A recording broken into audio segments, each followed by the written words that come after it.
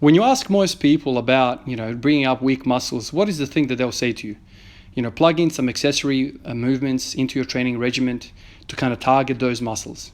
If you have a really weak set of quads, you need to start doing some single leg stuff, walking lunges. You need to start doing some Bulgarian split squats, start doing some leg extensions and things of that nature. And when you ask them, what sort of rep schemes do I do? They say 8 to 12 or 10 to 20 or something like that, like bodybuilding parameters, right? That kind of gets me thinking. I always used to kind of wonder, why is the rep scheme different to the compound movements? Is it the exercise that's really doing what we want it to do, or is it the rep scheme? Instead of doing the Bulgarian split squats and leg extensions and walking lunges, why don't you just do squats for 10 to 20 reps? Aha, why not that? How does that make sense? Well, it's like this. Your body always tries to take the path of least resistance. So when you're working with, say, 1 to 5 repetitions in your working sets, your body just starts using the muscles that's really good at. For me, it's always been the adductors and the glutes. Those are the primary movers for me. This is why I'm kind of good at the bottom of the squat, and this is why I'm shit when I get to parallel. I always kind of dive bomb it, kind of die in that kind of portion of the movement. Well, because my quads are not the strongest movers on me. It's the adductors and the glutes. So whenever I think about quad training or weak muscle training, everyone always says, just do 8 to 20 repetitions. And I'm sitting here and I'm doing my training today. So I ended up doing 110 kilos for 10 sets of 10. And I kept thinking to myself, is it the exercise? This is the whole thing about my training, testing stuff out. In that scenario, is it the repetitions, the rep scheme, or is it the exercise that's really doing stuff? Say you took that same person and instead of telling them to do Bulgarian split squats and lunges and leg extensions, you say to them, okay, after your main movement, after your main working sets of the squat, strip the bar back to say 50% and start doing sets between 10 and 20 repetitions. I guarantee you, if you do enough volume, your quads will get lit. And why is that? What is happening there? I believe your body always takes the path of least resistance. But when you're doing reps, I've done reps up to 50, man. And even though my quads are not my primary movers, because there are so many repetitions, they start getting fatigued much sooner than the big boys. The big boys being the adductors and the glutes, because that's my go-to stuff. It's stronger, it's more resilient to fatigue, and when you put enough volume into the thing, the weak muscles start frying because they can't hang on. They can hang on when it's 1, 2, 3, 4, and 5 repetitions, that kind of stuff. There's not enough time under tension.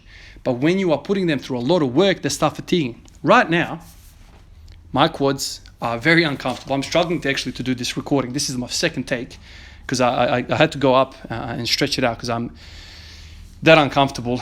Usually I do one takes with these voiceovers, but I had to get up and move around.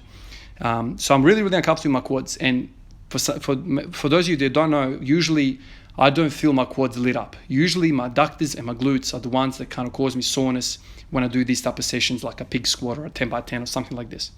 That's what gets me. But when I do these repetitions, man, oh man, I got to sit up again.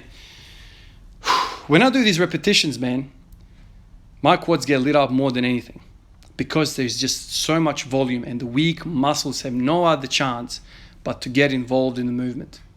So, before you start getting all too creative with your freaking exercise selections, think about doing the stuff that has worked for freaking millennia, it seems. Do the squats, do it for different rep ranges. This is the whole point of my freaking training. I take what people say to me. I say what people recommend, and I always think to myself, is this just a regurgitated bunch of vomit that's been thrown around the industry for like 50 years? One bloke says it, another bloke hears it, he goes to his village, spreads it, all of a sudden it's gospel. And the guy that said it initially, he was just like speculating. So when I hear this sort of stuff, I'm always like, okay, is it the exercise or is it the freaking rest scheme? If you do anything for a set of 50, your shit's going to get lit up. So instead of doing that, this is my thinking, just do the squats to the rep range that you want. If you've got any weak muscles in your lower portion of your body, take the barbell, unrack it, and do a set of 50. And then tell me which muscle is not turned on. If your quads are frozen cold after doing a set of 50 or a freaking 100, then you might consider doing something else. Then you're freaking just vertical shitting squatting, or freaking just, you're basically doing good mornings in that case. If your quads are not getting engaged at all with a set of 50 or a set of 100, which is impossible. If you have any freaking knowledge of squatting, you have to bring your shins forward, whatnot, somewhat. It doesn't have to be Tom Platz kind of stuff where your kneecap goes to the next room, but it needs to travel a little bit forward, right? I believe it's all about the rep scheme. If you're struggling, if you hit a plateau, my experience is do some freaking more work with light weight. Everything will get blown out of the room. Everything will get, pumped up, and then you've got another base to build upon. Because if you, trust me, man, I'm squatting like 500 and something days in a row. If you just do singles, doubles, triples, fives all the time, your weaknesses are getting weaker and your strengths are getting stronger. And so what happens then is that you're getting a bigger and bigger gap between those two groups, and then eventually will stall.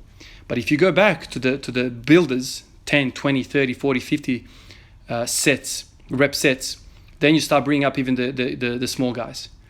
Because really, if you think about it, anything over 80%, I want to say even anything over 70%, the majority of the movement there is being done by the guys that you trust. It's not being done by the guys that you don't trust, like the weak movers. So do stuff in the lower rep ranges. In the higher rep ranges, and you'll start bringing up these guys that are lagging. This is the risk of training too heavy too often, is that you just don't bring up the weaknesses, man. So two things I'm saying in this video. It's not about the exercise selection. It's about doing the proven exercises over and over again, but just mix up your rep schemes, man. Start doing sets of 20. We have a lot to learn from the bodybuilding world in terms of rep schemes.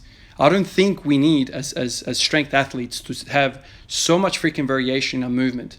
I think we just need to do what works for lots of different varied sets. And I think if you're in a sort of realm as me, if you're not freaking setting world records and too advanced or whatever, I think there's a lot of gain to be had from 10 to 20 repetitions. I've just done 100 reps with 110 kilos, 10 sets of 10. And I can tell you, my quads are lit. My quads are lit, and I'm going to be feeling them for the next couple of days. So for the next couple of days, I'm going to be having, I'm going to be having very, very light sessions. That's all it is, man. That's all there is to it. You just need to come to the realization that this whole thing, somebody else said it somewhere, and I've kind of taken it as well. This whole thing is about putting out fires. And these fires I've kind of defined as overuse injuries and also weak muscles. It's like, think of any sport. If you're really good at shooting in basketball and you're crap at dribbling the basketball, bring up the dribbling, all of a sudden your shooting improves as well because you have more opportunity on the court. All of a sudden the space opens up. Where if you have really, really shitty quads and you have really, really strong everything else, bring up the quads and everything else would be better as well. It's one of those things. It's not sexy to continuously chase your weaknesses, but this is where it's at, man. This is what we got to do. This is exactly what we need to spend most of our time doing. So what you're seeing here is basically a whole lot of sets of 110 kilos. Right now, I'm really struggling to talk to you guys. Like my lower back is lit. I'm sitting on this really low chair right now. My lower back is kind of rounding and is lit up. Quads are crazy. I'm feeling my adductors as well. So this is going to be an interesting night for me. I'm going to try and get as many calories in. I actually thought about drinking a whole lot of milk. I'm going to try and drink like half a liter of milk when I get in the house and shower and whatnot.